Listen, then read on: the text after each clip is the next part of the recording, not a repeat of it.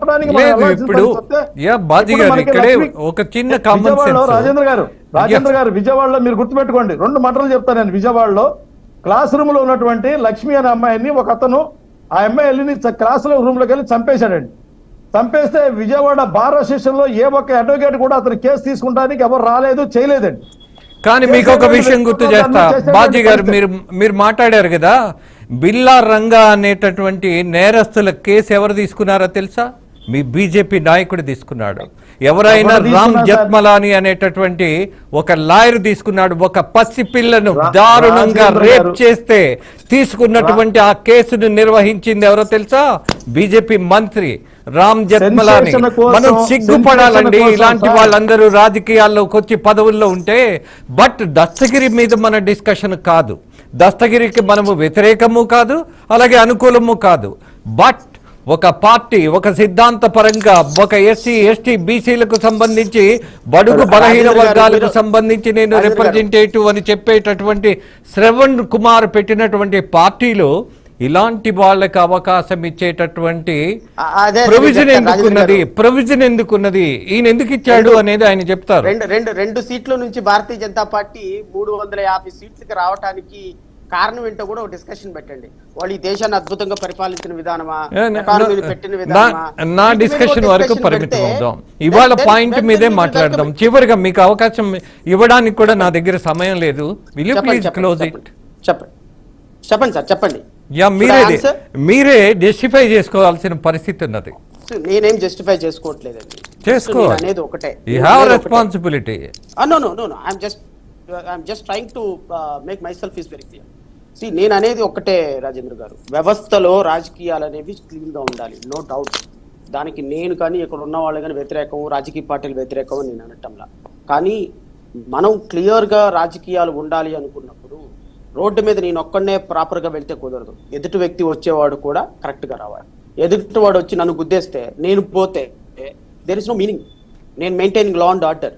So రాజకీయాలనే pollute అయిపోయినాయి, రాజకీయ పార్టీలనే పొల్యూట్ అయిపోయినాయి, కులాల పరంగా, మతాల పరంగా, ప్రాంతాల పరంగా రాజకీయాలు పొల్యూట్ అయిపోయినాయి. That is over. But the same time మీరు కూడా అదే పని చేస్తున్నారేమో.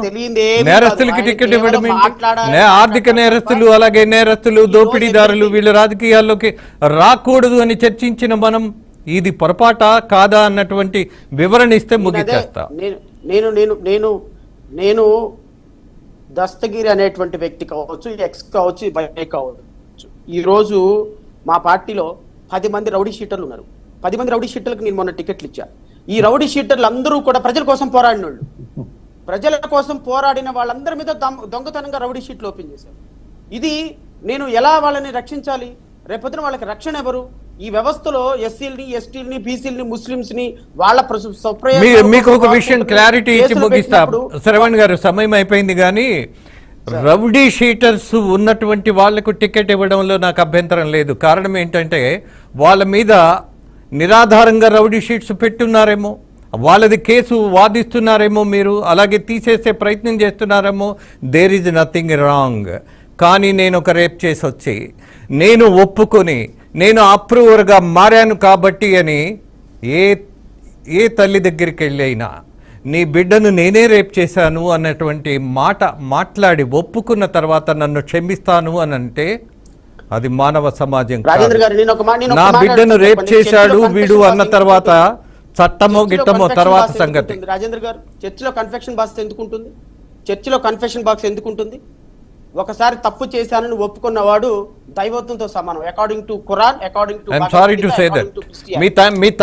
మీ తండ్రిని చంపితే అడ్డంగా నరికేస్తే మీరు ఒప్పుకుంటాను అని అంటే బహుశా మీరేమైనా దేవుడేమో నాకు తెలియదు. బట్ మానవ సమాజంలో గొడ్డలితో అడ్డంగా నరికిన తర్వాత నేను ఒప్పుకున్నాను కాబట్టి ఎన్నికలలో పోటీ చేయొచ్చు అన్నటువంటి చర్చ చేస్తే ఐఎమ్ హెల్ప్లెస్. ఎనీహౌ నో నేను లీగల్ గానే మాట్లాడుతున్నాను. I'm very clear. Confession statement ఇచ్చినటువంటి వ్యక్తి, తప్పు చేశానని ఒప్పుకున్నటువంటి వ్యక్తి దోషి అని మీరు అనదలుచుకున్నారా?